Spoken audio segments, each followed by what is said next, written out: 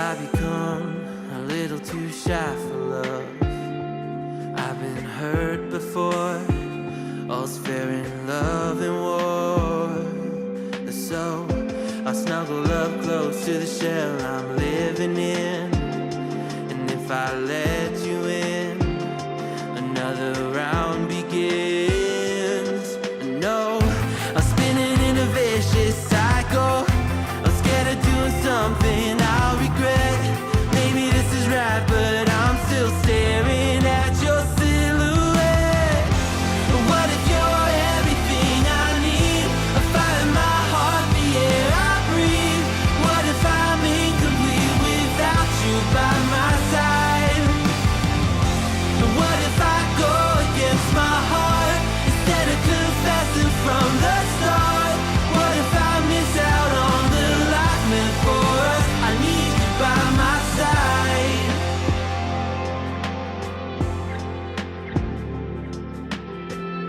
Should I be scared? The feeling's so different now. You got me floating here, a feather in the air. Oh, but when the wind blows, will I tumble or sail away? Or would you have me stay? And what if I escape? I know I'm spinning in a vicious cycle.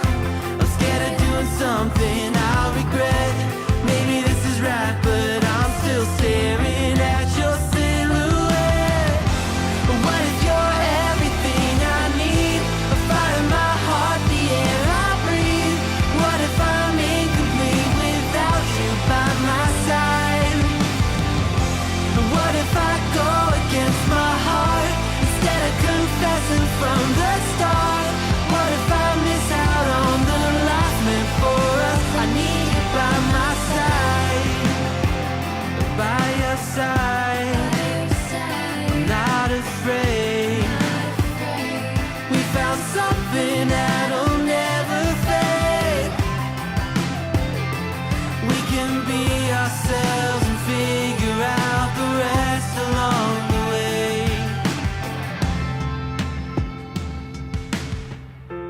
What if you're everything I need? A fire in my heart, the air I breathe.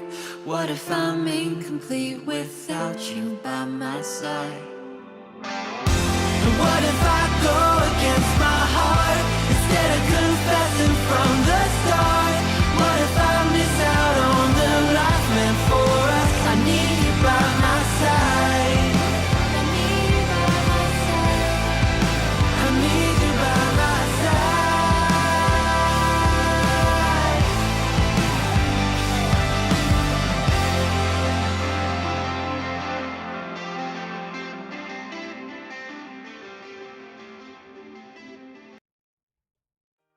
Maybe I'm a little young, but you don't know what I've become.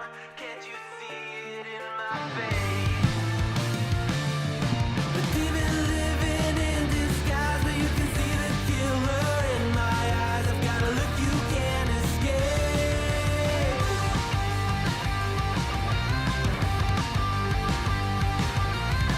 Poco no mirai wa. Good morning, everybody. Hope everybody's doing great on this Friday. That's right. We made it through another week, guys. We made it to the weekend.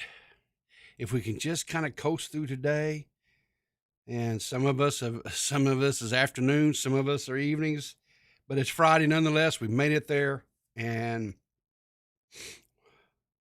I think that deserves an extra celebratory sip this morning.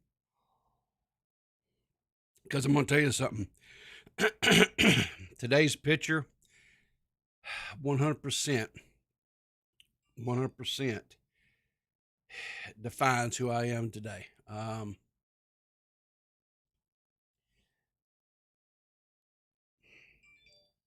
So let's just take a look here at what old Maxine has to say. She says, I can identify with oatmeal. We're both a little lumpy, but still hot and better with coffee. And is that not all of us at times, really? All of us are a little bit lumpy. Some of us, like myself, a little bit more lumpy than others. But we're all hot and just coffee just makes it better, right? I think so. At least I believe it does anyway, right? Yeah, exactly. Exactly. Exactly, Squatching. True. True, true, true. So, anyway, we have a fairly large docket for us this morning to kind of go through. Fortunately, luckily, we don't have just like a ton of drama stuff. But a lot of people, a lot of channels think that, oh, the drama, there's no drama, there's nothing to talk about. Wrong. There's always something to talk about, right? And one of the things that I think that you don't want to get yourself is pigeonholed into covering, oh, I'm just a drama channel, right? Or I'm this or I'm that, right? Because people get tired of that stuff. I mean, even the really just, ones that just live for drama, even they get a little bit tired of it from time to time, right? The brain worms get too much for them, and they have to decompress, right? They go and they watch whatever shows that they like to watch, or they hang out with family, or whatever it is that they do. Maybe go catch a movie at your local movie theater, something like that. And so luckily we don't have a whole lot of that today, because quite honestly, people gets tired of it. It doesn't take a whole lot for people. When I was younger, when I first discovered the commentary community and the drama community, whatever you want to call them, I thought it was great. I loved it, man. It was like, to me, it was like, getting with your buddies, your friends or whatever, and at lunch or whatever, you sit around and you gossip, right? Because that's what it really is. It's just gossip. It's like buying it's like buying the old trash rags off of the newspaper stand. When I was a kid, when I'd go with my mom or my grandma or something like that to the grocery store, and they'd buy a few groceries or whatever, and we were in the checkout lanes. There would always be these magazines like the National Enquirer or Star or things like that, and they'd have things on the front of the page like, Bat Boy found in cave living, whatever, and it'd have a picture of this kid that had been, of course I know now, I didn't back then because I was just a kid, but had bat ears and bat fangs and teeth and stuff, and of course it's photoshopped, you know what I'm saying? But I thought it was a real Bat Boy, right? And I always wanted to get one of those magazines and read about this Bat Boy and what was going on with this Bat Boy. I always thought that was so fascinating. And I was like, Mom, and she'd slap my hand. No, leave that thing alone. That's just gossip rag. It's just an old gossip rag. Leave it alone. And so I never did find out what happened to that Bat Boy. I wonder if he survived. I wonder if he made it. One of these things that you just say, about, right? Okay, so we do have some gaming news this morning. I don't know if any of you guys played the Smash, Super Smash Brothers or whatever it is. I never played that game. That was not a game that me or my sons, we never had that. Oh, we got a new Devil King 117. Thanks for subscribing to the channel. Appreciate it, buddy. But anyway, so we have this European Smash Pro player who was had flew into the San Francisco International Airport, right? And he hops into a taxi, right? But it was not a legitimate taxi; it was an illegal taxi, and they tried to kidnap him, right? So here's his Twitter, right? Where he's talking about, he goes, got tricked into it's RSN Frenzy is this person's name. Says, got tricked into a legal taxi coming out of the San Francisco International Airport and nearly got kidnapped. Jumped out of the car after seeing the police chase after the vehicle, and very luckily only bruised and scraped my hand and back. In the hospital right now. No idea how anything works here, to be honest. But his hand does look pretty beat up and banged up. Hopefully, hopefully, it wasn't um, too bad off there. It says, honestly, got very lucky that the police appeared so fast that the car wasn't moving too fast and that I fell in a way that didn't get me hit by a car. Could have very easily had much worse injuries or even died. I have no idea how healthcare works here, but I'm a bit scared that I'm going to be charged some ridiculous amount. It sounds like because I'm the victim of a crime, I can get the guy to pay, but I have no idea, to be honest. If anybody is knowledgeable on what rights I have or whatever, would greatly appreciate some insight. So, you know, that kind of brings up an interesting topic, right? A subject, right? So when you're traveling, right? I don't know if any of you guys have ever traveled to a foreign country, right? If you have to seek medical attention, what happens, right? I mean, here in the States, um, it's kind of a weird deal, right? Like if you are, um, if you're employed, um, full time employed, then um, you can get, some. It depends. Okay, so this is where it gets weird, right? Because they pass some laws and stuff about all this. It's called the Affordable Health Care Act, and so if a company is of a certain size, meaning if they have so many employees, they have to offer health care, right? The problem is that so in some situations or instances or whatever, right? If it's especially if it's like a what do you call it? Like a privately owned or small, like mom and pop type business, right?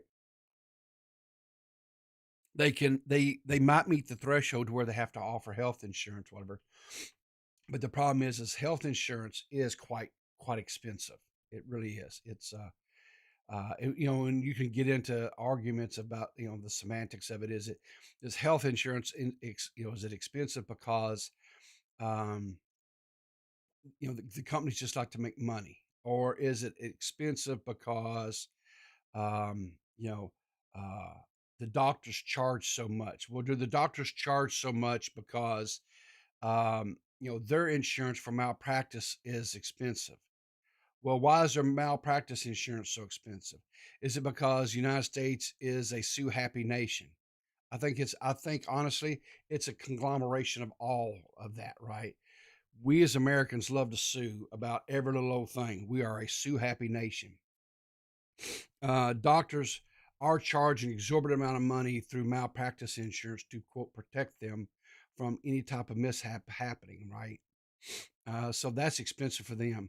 Uh, Insurance companies, quite honestly, um, they're the ones making out, right? Because a lot of times these companies provide the malpractice insurance for the doctors as well as the health insurance for the patients, right? So they're getting both. They're getting money coming and going. Um, and then if you go to a nation, say like Canada or over in Europe, where they have a socialized system, right, where everybody has health care insurance, and everybody pays for it through their taxes, right? And so their personal taxes, right, through when their payroll taxes, things like that, is higher, right, than what say our taxes are here in the states. Um, but the problem when you get that is, um, if everybody readily has health insurance, right, then they go to the doctor for, oh, I got a splinter in my finger, I'm gonna go to the doctor, that type of stuff, right? Now, because you have people that just they they're I don't know if you call them hypochondriacs or whatever, but they go to the doctor for every little thing. So that increases, and if they're not having to pay for it, right? If they're not having to pay like, the cost to go to the doctor, the office visits, things like that, medicines and so forth, then they're a lot more, likely to go to the doctor. So then you have your wait times are a lot longer, right?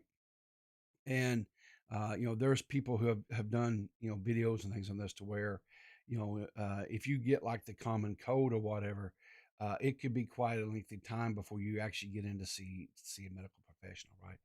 So back to this guy's question, who's coming in from a foreign country. What happens when he comes in here to the States to get treated, right? What happens? Well, uh, based upon what limited knowledge, because I'm not a medical professional or anything, but my wife, who works for a state agency that helps people get, benefits and things like that, that are, of, low income or poor people. What'll happen more than likely is he'll go in, he'll see the doctor, whatever. He will be, um, he'll have to, if he doesn't have health insurance, he will be assessed, you know, this is how much it's going to cost you, whatever. And he can just pay it out of his pocket over time, make payments or whatever. Or like he said, the person who, he could go after him, right, to cover his little, but that's going to, more times than not, that's going to involve going to court. There's going to be litigation. He doesn't live in this country. He'd have to come back. What's the cost associated with all that? To fly back and forth.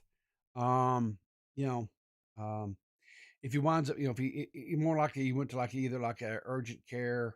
Hopefully he didn't go to like an emergency room or something like that, because that could be quite costly. Um, Emergency rooms, they just charge your arm and leg, right? So, but hopefully, like I say, hopefully the guy didn't have any broken bones or anything like that. If it's just some scrapes, cuts, whatever, they'll put some peroxide on there, maybe put some, methylate or something like that on there and go on. But luckily hopefully he wasn't hurt too terribly bad. And I hate that his trip to the U.S. that was his introduction. So anyway, so this next one, I want to talk about my buddy Dave. Okay, now I know I'll talk a lot about Deado Dave on this channel, right? But Deado Dave is a good friend of mine. He's a buddy, and I'm Dave inspires me so much, right? When you look at the transformation, because this was Dave, right? This is Dave back when he was living in Germany. This was right after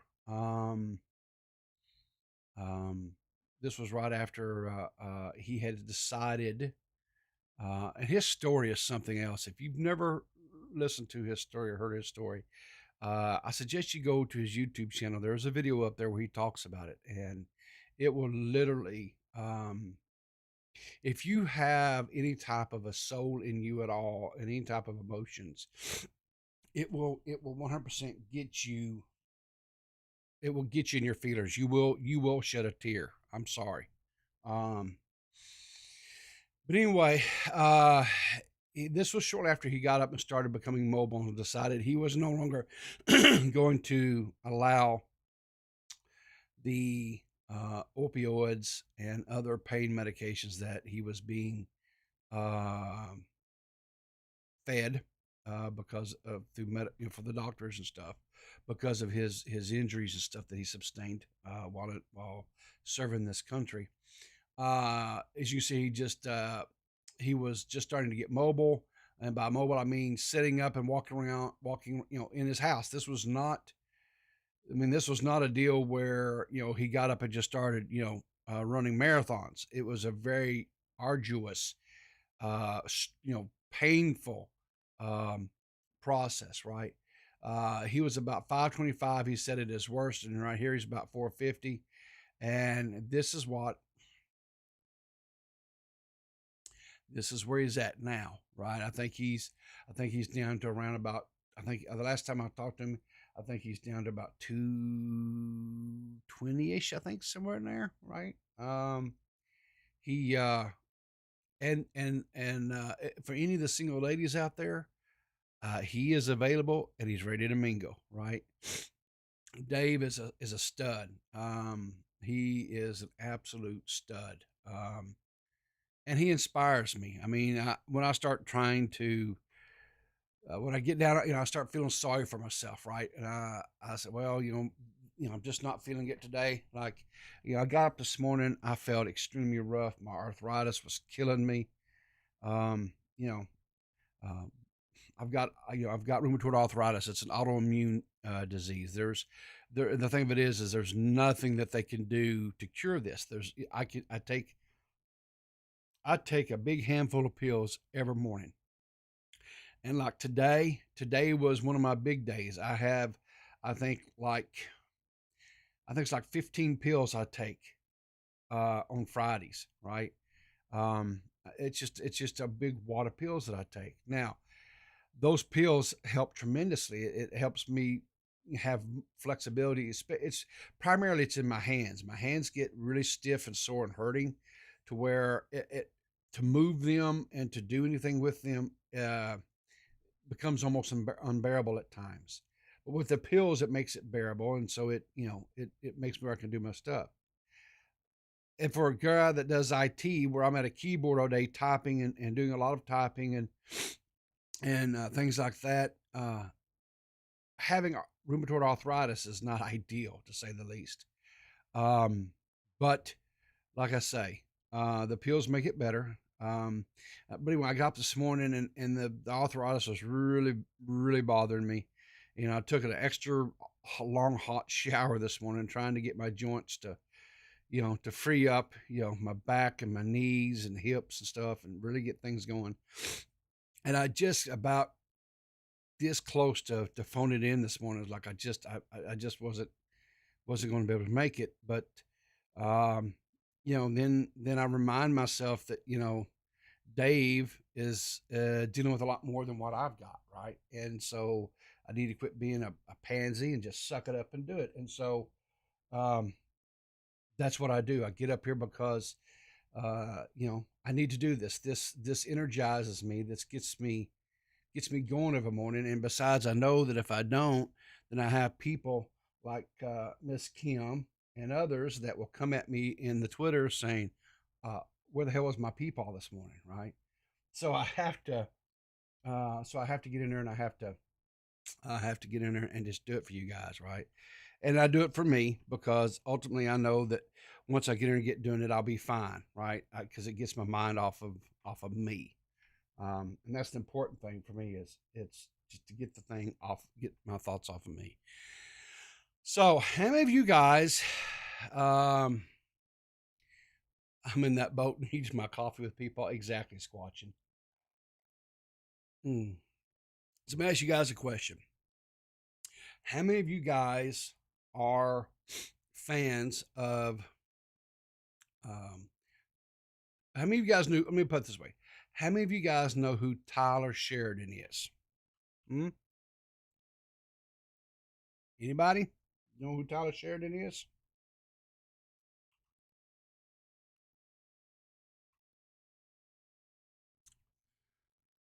Let's see here. Okay. Okay, here we go. All right, so Tyler Sheridan. All right, so Tyler Sheridan. Okay, I don't know names, I know faces. All right, so here we go. Tyler Sheridan is probably one of the hottest writers right now as far as creating TV shows, right? He is the author of shows such as 1883, 1923, Yellowstone, Tulsa Kings. Okay. So he, my wife is a huge Tyler Sheridan fan. I don't think there's been a show that he's made that my wife doesn't watch. And in some cases, she really has a thing for certain actors, right? So, oh yeah, oh, I love 1883. Exactly, Kim B. Yeah, okay. So, my wife has a thing for, let's see,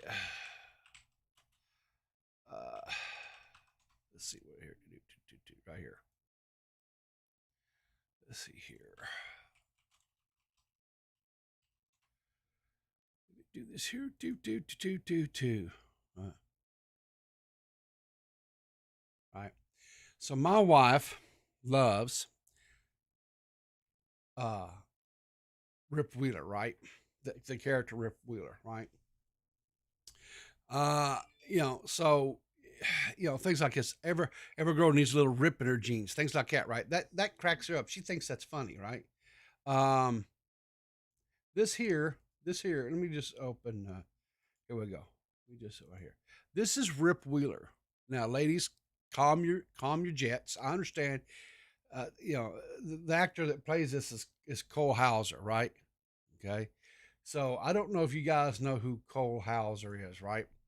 Let me tell you what Cole Hauser looks like when he's not with his hair dyed and all this other stuff, right? This is Cole Hauser, right? He's a ginger, guys. The dude has a zero soul, right? But now I can say this. You know why I can say this?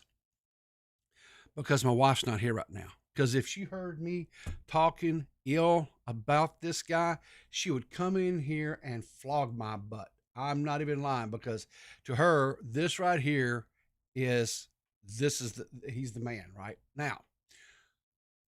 So anyway, he has written another spinoff. It's all about this family named the Duttons, right? Every one of them. Start off with doing Yellowstone, right? We got like a season or two of that, and then he wrote a prequel called 1883. And 1883 starred Tim McGraw and his wife. I can't remember her name, but she's a singer too.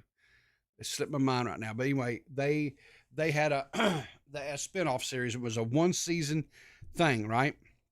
Okay, so then came back, and then we had another season or two of Yellowstone, and now he's given us a limited run series called 1923, and that one's got Harrison Ford in it, but it's all about this family who came in uh, during the west, the expansion west here in the United States, and they settled in Montana, right? And it's all about settling this wild country out that was unsettled and whatever, right? And so they came out there, became this powerhouse landowner, they cattle and so forth, right? Faith Hill, yes, thank you, Squatch and Faith Hill. So anyway, um, so like I said, now they're doing this one called 1923. Um, anyway, they've got a new one that's starting up, spinoff that they're currently, I guess, doing, and it's going to have Dennis Quaid to star in the newest Paramount Plus spinoff. Um, on Thursday, it was announced that Dennis Quaid is set to star alongside David Oyelowo in 1883, the Bass Reeves story. Now, this is a spinoff of the Yellowstone prequel series 1883. Quaid is set to play Cheryl Lynn, a deputy U.S. Marshal in the orbit of the Titular legendary lawman. Quaid's recent filmography, yeah. Okay. So, what is Bass Reeves about? Bass Reeves brings the legendary lawman of the Wild West to life. Reeves, Oyelowo, known as the greatest frontier hero in American history and possibly inspiration for the Lone Ranger, worked in the post-Reconstruction era as a federal peace officer in the Indian Territory, capturing over 3,000 of the most dangerous criminals without ever being wounded. The series was previously announced in 2021 as a standalone show before being officially folded into the Yellowstone canon last summer. The stories Jess and I want to tell are boundary busty and full of folks like of whom we have seldom seen on screen. Okay. So I was like, okay, who is this David Oyelowo, right? Because I didn't remember, the name wasn't striking, right? So I went out there and I did the old Google, right? This is David Oyelowo, right? So, uh, anyway, uh, this here could be really interesting. I think it's going to be a good series.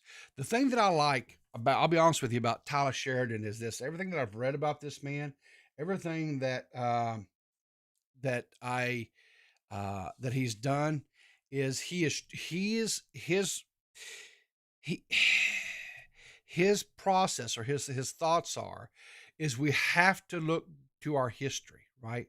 We have to look at the great men and women in our history, because the men and women who went out west, who settled those territories, who went and forged lives in these territories, right?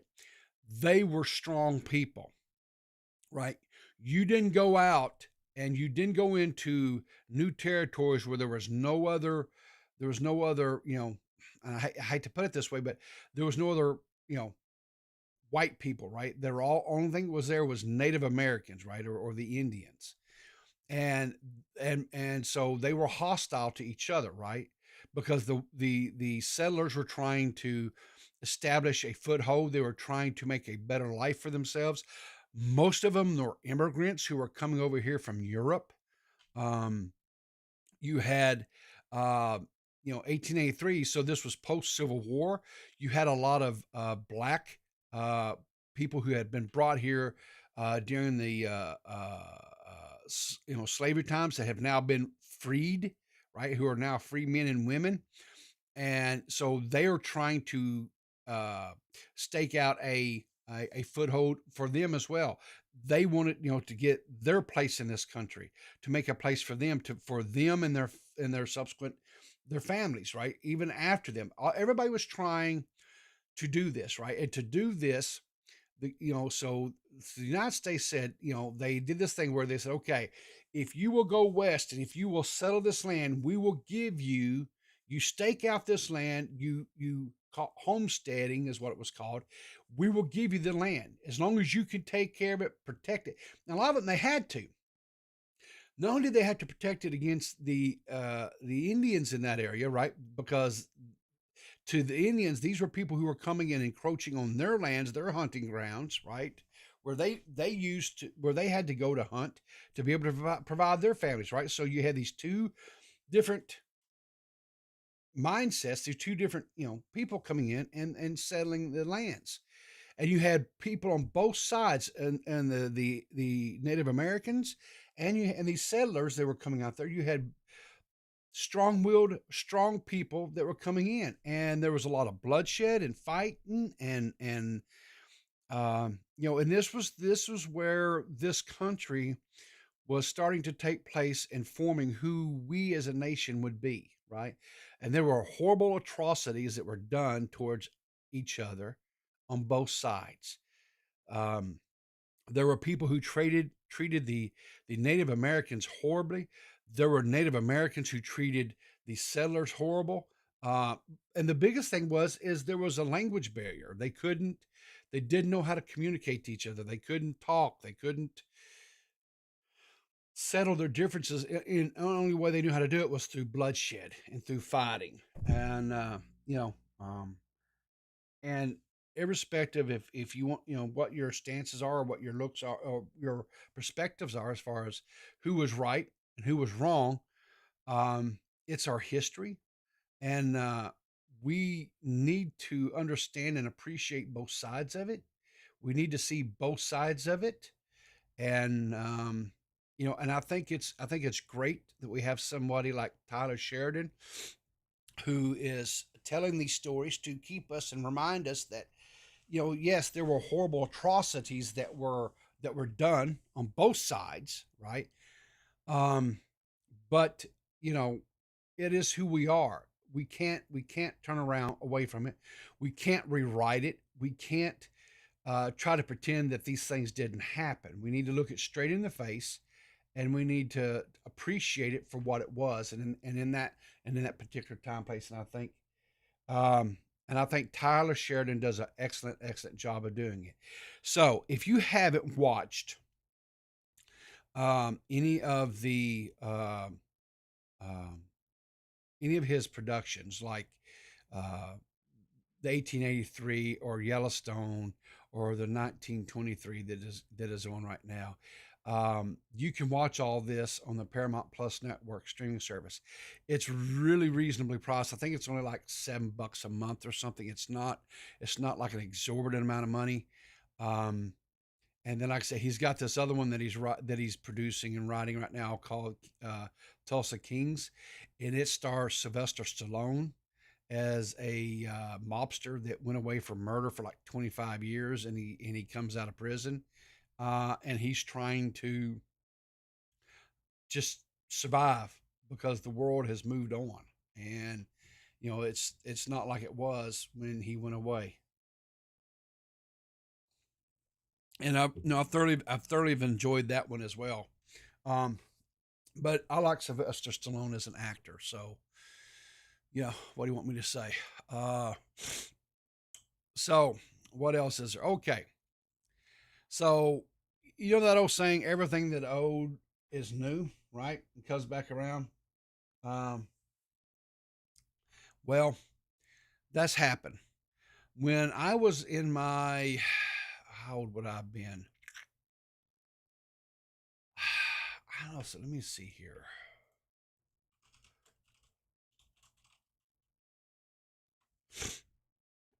Okay.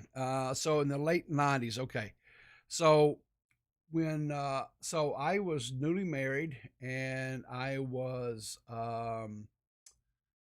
new to being a father because my eldest son was born in '98. So there was a series that started called That '70s Show, and I liked watching that show. I liked the actors and actresses that it had on it. It was funny.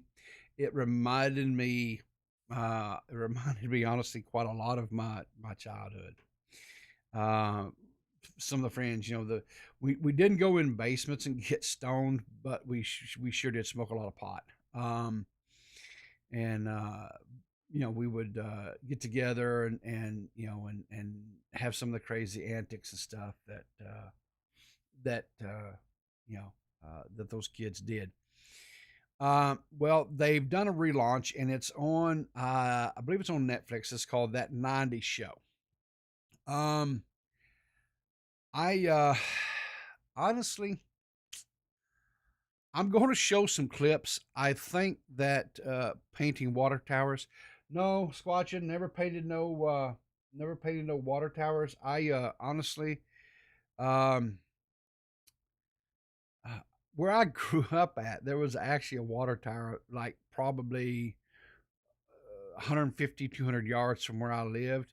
But that was nothing that I don't know why, but I think mainly because the water tower was not like one of these, like, big, like, we call it like most of them have that big round thing, whatever. All of our water towers are like these long cylindrical tubes, and there was no railings or nothing like that to get up there. And they had ladders you could climb up, get on top of it, but you couldn't like walk on railings around the side of it, whatever, to paint anything. So probably that's why it never crossed her. And to do it would have it caused it's had done a lot of work. And I'll just be quite honest with you, I was as lazy as my dad would allow me to be back then. So, and I'm not creative, guys. I'm not my mind. I'm a great executor, but creating, I'm not. So. But anyway, so they got this new series, and the premise of, I haven't watched it yet. I'm going to watch it. It's just there's so much content to consume, both on YouTube and things like that, and all on TV and stuff. And there's only so much time in a day, right? So on the weekends is where I do the binging and really get caught up on, like, the series and stuff, like on TV. Is like on like a Saturday afternoon or something, I'll sit down and I'll binge watch, however many episodes are out there that I've missed or whatever, on Netflix or whatever service that they're on. But anyway, so anyway, this is well, anyway, that's just Red Foreman. I love Red Foreman. Red Foreman kind of reminds me a little bit of my dad, right? Because he was all the time calling me a dumbass and things like that, right? But anyway, one of my dad's uh, favorite expressions, like when my dad would introduce me to people, right? Like if I was with him somewhere or whatever, he go, "Yeah, this is my oldest boy. Yeah, he's a good boy. I just don't know what he's good for." And if you hear that, okay, so Dave says he's loving it as he's on episode 9. So it has the Dead on Dave's seal of approval, right? So right there, guys, Dave supports it. So, and Dave and I have similar tastes, so I'm sure I'm going to love it too. But anyway, my dad would introduce me that way, right? And as a kid growing up, if you were told, yeah, he's good, but I just don't know what he's good for. That could mess with your psyche a little bit. I'm not going to lie, right? But anyway, so now Red's coming to his own here a little bit. He's like, oh, anyway, and then of course, here's this here is this is their daughter, right? And this here is Kelso's son. So what they've done is they've gotten, from what I understand anyway, because like I said, I haven't watched, but I guess they've cast like Fez, I think is still in it. Foreman makes, or not Foreman, but Kelso makes an appearance, and I think the only one that I don't know. I heard the only one so far that has is Tommy Chong. Yeah, Pinkleton. I think Tommy Chong does make is there. I believe they got everybody back. From what I understand, I believe everybody is back except for Hyde. Hyde. Yeah, I don't believe Hyde's in it because he's still. He's still facing some legal issues, I believe. So anyway, so like I say, this is a little.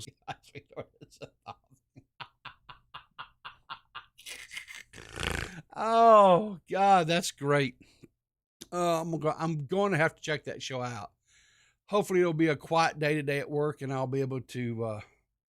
I will be able to watch that because I think I'm gonna binge that today if I get a chance. Sweet Lord, it's evolving. Exactly, Squatchin. Oh Lord. So anyway, I'm not even gonna set this up. Before you leave, you need to make sure that you try Waffle House. Yeah, I've heard of that place. Do they have top tier waffles? No. High quality food? No. Is it like a good family environment? No. Do they keep the restaurant clean? No. Are they known for having the best of literally anything? No. Will I feel safe there? No. Do they have any healthy options or? No. When they serve me my coffee, can I be sure that there won't be something crawling around in it? No. Are they social distancing? No. Were they social distancing at peak pandemic? No. Would I see this restaurant on Food Network? No. Alright, so this place sounds god awful, man. It's a southern thing, man. You just gotta experience it. Before you leave. Just a southern thing, man. You've got to experience it. Exactly. Wookie says, of course, I joke for Waffle House. Oh man, exactly. Because if there's Waffle House news out there, guys, Peepaw is going to have the Waffle House news. My crack team finds all Waffle House news. All Waffle House news. And when I mean all Waffle House news, I mean there are no corners of the internet that does not get scoured. And if you don't believe me, watch this.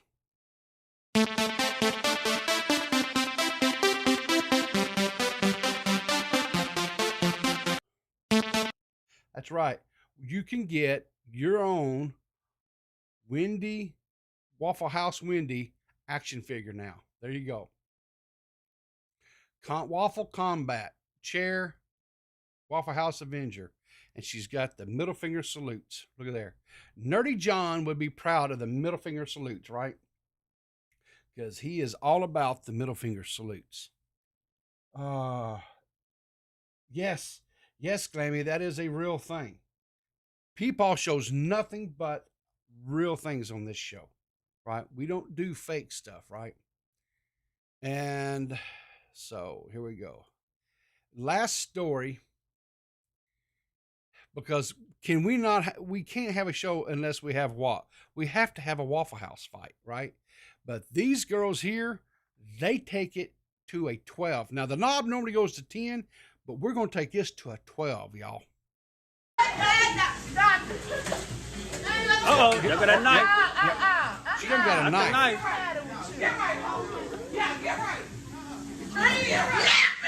We're going to cycle up in here.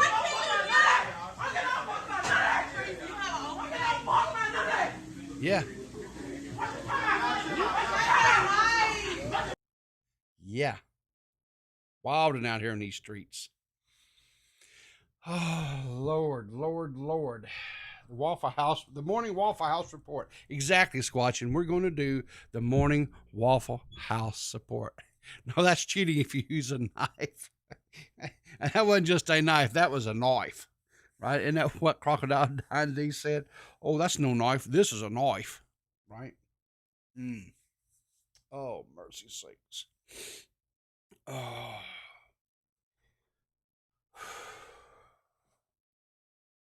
Okay. So, we had a stream that got taken down because we showed a video where this young man was getting bullied by two girls, whatever, and they said that was child endangerment. That one might get taken down because of that Waffle House video there. I don't know. We'll see. Um, anyway, but yeah, exactly. Who brings a knife to a chair fight? Exactly. Don't they know in the Waffle House it's chairs? We use chairs. We don't use knives, right? But anyway, I thought I'd close out today's stream with a little story, a little adventure time with that me and my sons had. So anyway, we I was getting ready to change jobs. We were leaving the great state of Louisiana. And let's see here. I should have had these pulled up already, but I didn't. I'll see if I can find them while I'm talking here. But anyway, we were getting ready to leave the great state of Louisiana, and we were. So I had some time off, and so I took the time off, and we what do you call it? I took the boys camping. We came up to Arkansas um, to go camping, and all I had was a tent. Um, you know, so we set the tent up and everything, and me and my dad decided to um, take the boys out. My dad had a boat, and we went out and we went to go fishing. And anyway, while we were out fishing on the lake, this freak storm out of nowhere, just a freak storm came up. And so, we were, I don't know, maybe 30, 45 minutes, something like that from where the camp area was, whatever. So we pull lines in and everything, and we see the storm coming down the lake or whatever. And so we pull our lines and stuff in and get the boys all squared away. And so we take off down the lake. And my dad's going as fast as his boat would go, and we're going. And well, the storm kept caught up to us, and I mean it starts just giant raindrops. I mean just huge raindrops, right? And they were hitting really hard between us, going down the lake or whatever, and then just the speed at which it was raining so hard. So they were stinging a little bit.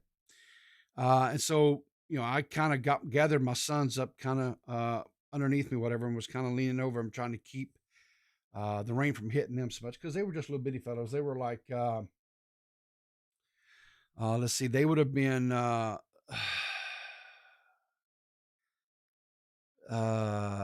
let's see, my youngest one would have been about, let's see, he would have been going into first grade. So he was probably about 7, maybe 6 or 7.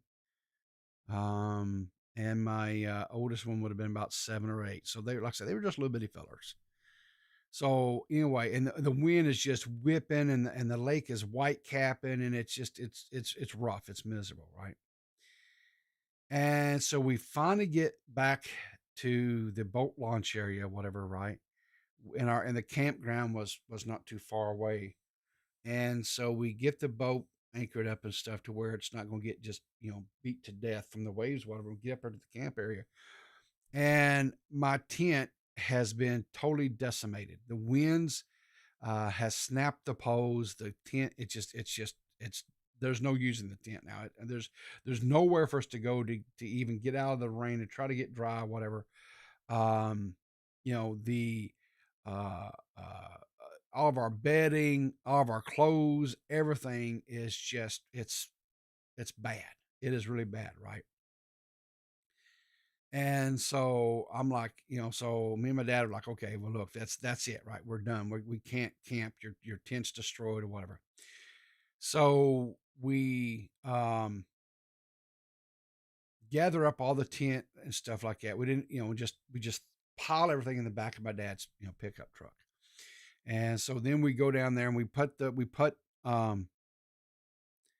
get up my sons, we put them in, because my dad had that bench seat in the back of a truck, right? So we put them back there and we go to get, load up the boat. Now, here's where it gets really, really interesting, because it's still pouring down rain and the wind is whipping, and it's now it's gotten dark. You can't, you can't really see. And we're trying to get this boat onto the trailer, to get it loaded up, whatever. And my dad's out there and he's trying to maneuver the boat in the wind, and it's crazy. And so I wind up having to take the winch that's at the front of the trailer, right? And I just don't do it. I have to wait out in the water, get out there and let him get up there, and we finally get it hooked in or whatever, lashed in. I have to wade back up, and then we just winched the boat finally up or whatever, right? And we're doing this and I'm soaking wet and my dad's soaking wet, whatever. And my dad's, he's frustrated and aggravated. I'm frustrated. I'm aggravated. And so we finally get through with all this stuff, and I turn around to look to kind of check on my sons, right? And I look and both of them are on their knees looking out the back window, and they're both laughing their heads off. They think this is the greatest thing ever, right? My dad's soaking wet and miserable. I'm soaking wet and miserable. And they're in there just laughing. They're having the time of their life. And so me and my dad, we get up there and we finally get in the truck, right? And my sons turn around and they're just laughing and laughing. And I'm like, what is so funny? And they're like, this is great. Can we do this again? I'm like, I said, are you insane? Our tent's destroyed. It's pouring down rain. Like, yeah, Dad, but this is great. We love this. Can we go out play in the rain? Because they were kids. They didn't see the danger. They didn't see the chances that when we were coming across the lake with the giant whitecaps stuff, how the boat could have capsized and we could have drowned. They didn't see that we could have been hurt trying to load up the boat onto the trailer in the storm and all that stuff, right? They were looking at everything through the eyes of a child, and to them, this was a great adventure, and they had fun. And to this day, they're both in their 20s, and to this day, when we get together, if one of them brings up the story, they both start cackling and laughing, just like those two little boys all those years ago in the back seat of that truck. And it's one of their fondest memories. They, to this day, like I said, they love that memory. They think it's one of the greatest times. The icing on the cake, and while I was looking for pictures and I couldn't find them, the icing on the cake was the next morning. I get a phone call from my wife because we had taken when I came up here, me and the boys, we came in my my wife's vehicle, which was a minivan, just so I could transport them, because I think the youngest one was still in a car seat maybe at that time. I can't remember. I don't know if he was tall enough to be out of and weight enough to be out of a car seat then or not, because it doesn't matter. We brought my wife's vehicle, I think mainly just easier to travel stuff, because all I had was a little bitty Ford Ranger pickup truck, and it was full of tools and parts and stuff like that. Because, like I said, I was, anyway, my wife gives me a call and says, she goes, I got some bad news. And I'm like, what? And there was a woman who had been out drinking, went to had a few margaritas with her girls, and on the way home, she drove through our neighbor's yard, took out one of our bushes, and she slammed into the parked truck in our driveway, almost rammed it through the front of our house. Um, and then she just kept on going, and it was her boyfriend's. It was like a brand new. This would have been like in 90. This would have been like 94. I think it was. Or 95. No, it been early 95, spring of 95, like March or April, somewhere in there of 95. And there was a brand new Dodge pickup truck. The boyfriend had just got this pickup truck. And she rammed it in the side of my pickup truck and totaled it out. My truck got totaled. Um, and she didn't, she just kept on driving. You know, neighbors came running because they thought that it actually pushed, it didn't quite push it, but it slammed it up into the side of the house in the room where my wife was at, actually watching television. She went outside to see what had happened, and there's our truck. My truck was, like I said, was destroyed. Um, and the woman was gone. Right. Well, the police came or whatever, and of course they're investigating. The silly thing, I guess, had the windows down in the pickup truck or whatever. Um, and the guy had put his bills. He was going to pay his bills the next morning or whatever, and had them there in the truck. Or whatever. Well, the bills came flying out, so they were able to find it and follow to where it was, and got the insurance and all that, whatever. But yeah, it was. So tent got destroyed. Kids had one of the greatest memories of their childhood, and my truck got totaled, and that was all within the time span of about 24 hours. So, yeah. Anyway, yeah, she was loaded, Kim. She was past loaded. When the cops showed up at the house or whatever where this guy lived or whatever, um, she was so loaded, um, she didn't even know what they were talking about. So the guy's like, "What are you talking about?" And so they went out there and looked. And of course, that's when he seen that his brand new truck was just beat all to hell. Evidently, she had hit more than just my truck, um, and she'd puked all inside of it and everything else. So, needless to say, this dude was not happy with his girlfriend. But anyway, luckily nobody was hurt in both situations. No one was maimed or hurt or whatever. And looking back now, I can laugh at it or whatever. But at the time, I was pretty upset because that was my only way to get to work, and I had just changed jobs. So anyway, but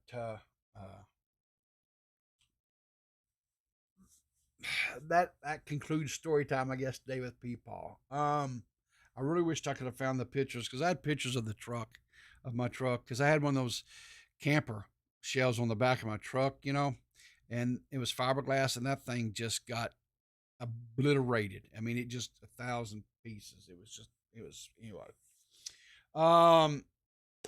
So let's talk about what's going on for the rest of the day.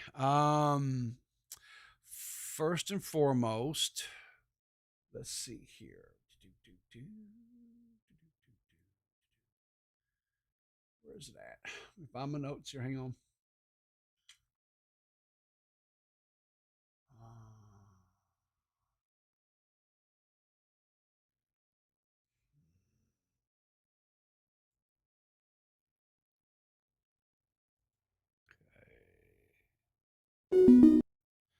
All right. So this evening, I and Banana are going to be guests on the Whammon recording podcast. Now, my understanding is this will be recorded, edited, and then uploaded at a later date and time. When, I don't know, but we were invited by Empress K and Purple Paw Print and Aussie to come on their podcast, and Banana and I are going to do that, and so we're looking forward to that. To have conversations with these young ladies. Well, Banana probably can't call him young. He's probably about their age, but I can call him young. So anyway, we're looking forward to that. Going to do that this evening or this afternoon rather. I'll do that about right when I get off work. Dead on Dave tonight. It is Bo Black's Friday. From everything I've gotten so far, I believe that is a go for this evening. Dave wasn't able to. Dave wasn't able to stream last night. He just had an extremely rough day at work, and he just was not feeling it. But what I do want to say is this. Why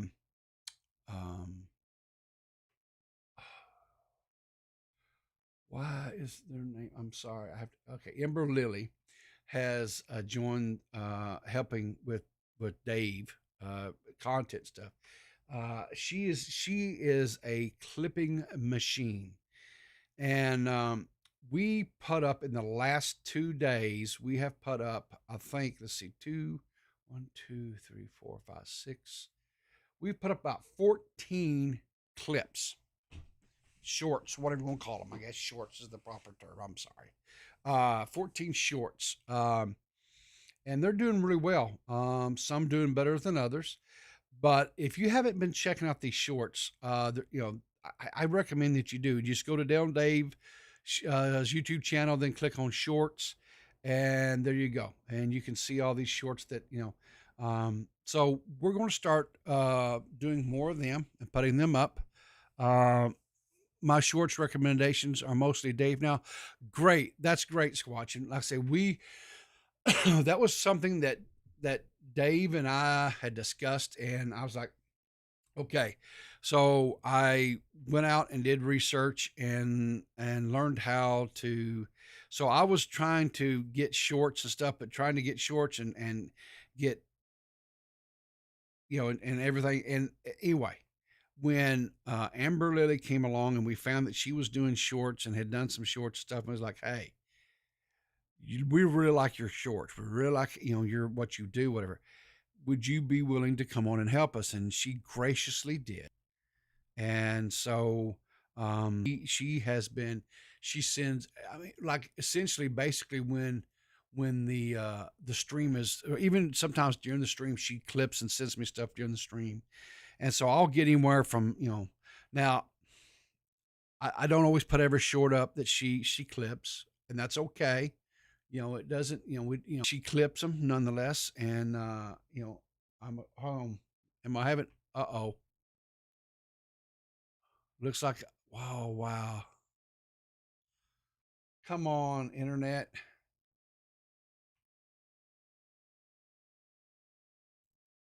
What's going on here?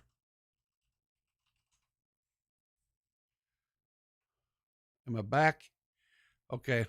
Looks like, okay.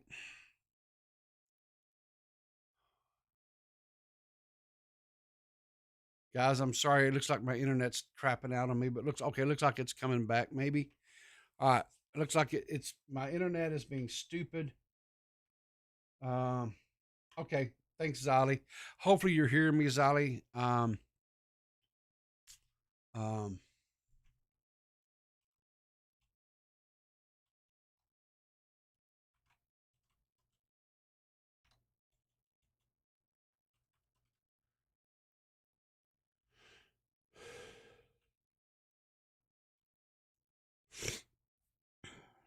Come on here.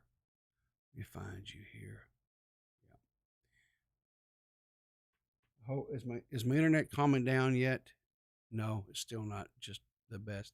Guys, my ISP is taking a crap on me this morning. Hopefully you guys are seeing this. Hopefully it's not too yeah.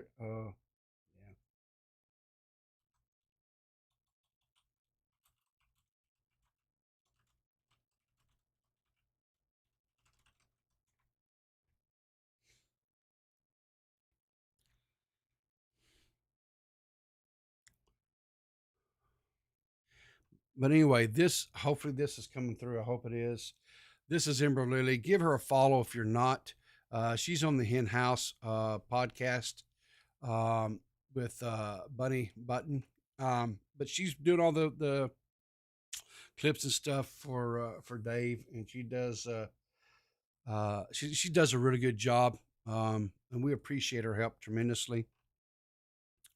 And last but not least, and hopefully Zalia, hopefully you heard me. Yeah, I'll get with you, and that'll be fine on the thumbnail. Let's see here. Let's see. Does Nerdy John have a stream up this morning? Is he going? Does it look like? Okay, it doesn't look like Nerdy John's got a live stream going this morning either.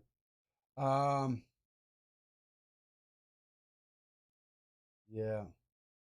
Okay, I appreciate it, Zolly. Yeah, we're supposed to be getting a new ISP provider. I've got already signed up. Going to have fiber right here to the house. I can't wait. They said either this month or next month, depending on the weather. So hopefully you're blurry, but back. Okay, okay. Yeah, it looks like it's kind of calmed down, stabilized back out again. But anyway, doesn't look like I said, doesn't look like Nerdy John's doing anything this morning. We'll be over with Banana. We're going to be doing an episode of the Woman Podcast tonight. Dead on Dave, Bo Black's Friday. It should be an adventure, and I haven't touched base with Dave yet this morning, so I don't know what his definitive plans are. As always, just watch my Twitter, watch his Twitter to find out exactly what's going to be going on with that this evening. I hope you guys all have a great Friday. Give yourself a little bit of a break today. We survived another week. It was a holiday week for some because they had Mondays off because of Martin Luther King Day. And holiday weeks can always be rough coming back, or at least they are for me anyway. But I hope you guys have a great day. We'll see you in the morning.